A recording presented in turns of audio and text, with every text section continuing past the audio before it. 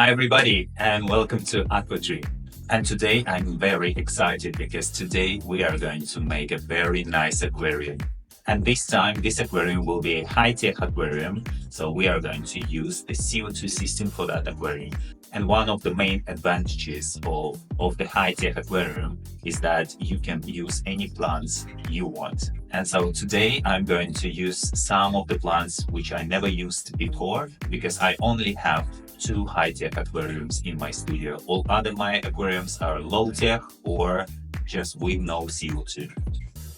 But there is also one disadvantage of that type of aquarium because it is harder to maintain. You have to trim the plants almost every week because they grow very fast with plenty of CO2 available in the tank.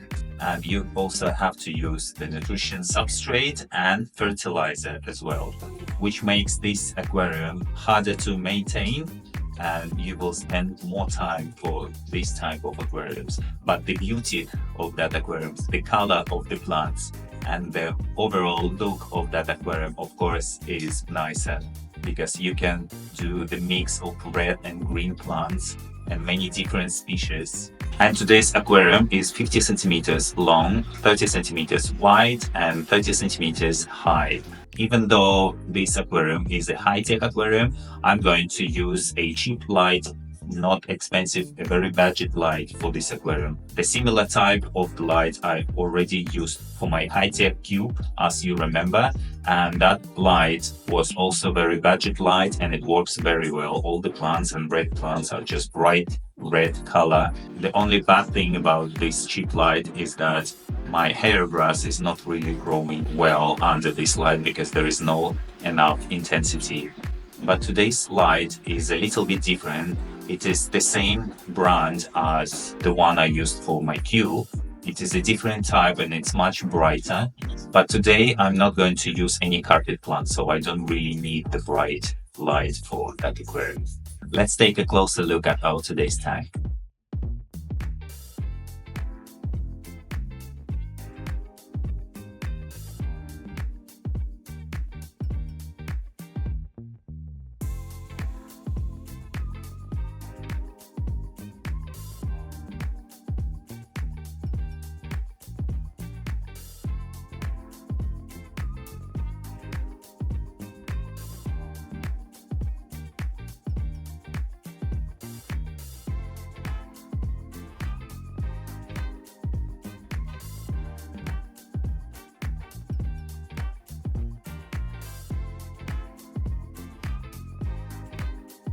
And the filter I'm going to use today is, again, this hang-on filter. It is a very nice filter which I use for almost all my aquariums. It comes with different sizes and you can easily upgrade this. How to upgrade this filter I showed you in my previous videos. So there are different containers inside that you can upgrade by adding some extra sponges of different types and some biological media for bacteria colonies. And the same filter I'm going to use for today's project. I really like the nano cylinder filters, but they're much more expensive than this one. And this one you can easily hide behind if you use the cover for your background, like I use black background, so you can't see this filter behind. The only parts you can see is these tubes. The same filter you can find in my stores if you follow the link in the description below. I'm going to show you everything that I'm going to use today now, so later we don't spend time on talking much. And in today's project, as I said, I'm not going to use any carpet plants. I'm going to use this natural color sun. It looks very nice. For the substrate, as always, I'm going to use two types of aquarium substrate. The first layer will be like a muddy substrate produced locally, and another layer will be regular aquarium substrate. I'm going to add some coconut fiber and some vermicast as an additional nutrition for the plants. So for the plants, I'm going to use this Hygrophila pinnatifida.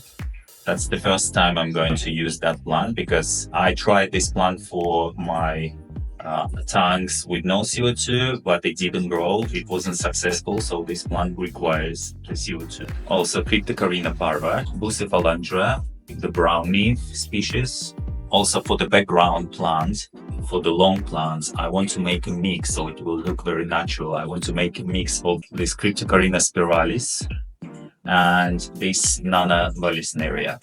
So I'm going to use both of them. I think it will create that very nice natural look by mixing these two plants. Also, today I'm going to use different moss, which also grows very well in aquariums with CO2. And I'm not sure if that one is the weeping or Java moss, but looks like it's a weeping moss. But I'm not sure, we will see in the future. And I also have two types of Anubias. The light green color like this, Anubias gold, and Anubias nana petite. All right, that's all for the plants. Maybe I'm not going to plant all of them. I will see. It is better to have more plants than less, and I will see which plant will fit better and match better with other plants. And as you've noticed already, I'm going to use that piece of wood. It's so beautiful. I really like the shape. I wanted to create the scape in triangular layout. So this piece of wood is exactly the wood I wanted for this project. It had some pieces that I had to cut because it didn't fit the aquarium, but now it fits very well, and I can't wait to see it with the plants and moss on it. Also guys, look what I have here. This kind of pot is where Hygrophila was sold to me. So I removed Hygrophila from here because I'm going to plant it on the wood, but I'm not going to throw away this because this is an amazing and very nice thing to use for Bucephalandra. So I'm going to stick Bucephalandra to this piece and I can place it wherever I want. A very useful, nice thing. All right, guys, I think that's all I wanted to show you before we start working. So let's go because I have a limited time. Today evening, I have my friends to come, so I have to finish before. Guys, I completely forgot to show you the light. So this light is also a Helios brand light, same as I used here, the same brand, but different type. So this budget light works pretty well, you can see, for this aquarium.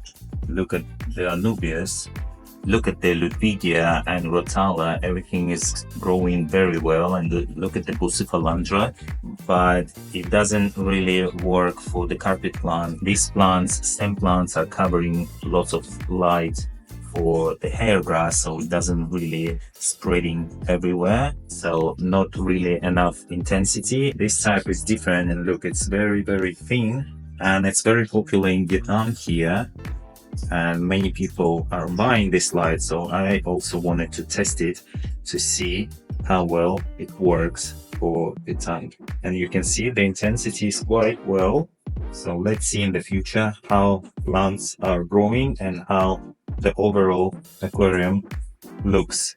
I'm going to keep the filter here before I upgrade it, so just to keep it and remember that there will be the filter. So first I'm going to stick the black background, and then I'm going to work on the hardscape.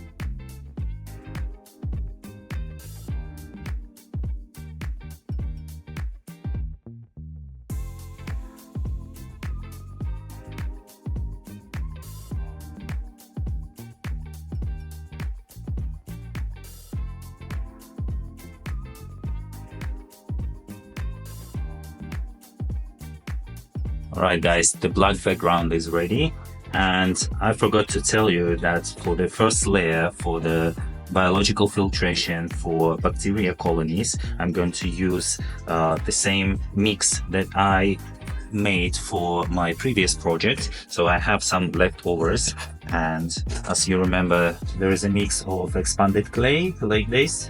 For the biological filtration and bacteria colonies, you can also use it. I also have a mix of fine lava rock and some sand and small river pebbles, all of this mixed But you can use it separately as the first layer for your tank. It also works. I did it for almost all my aquariums. Guys, no more talking, it's time to work now.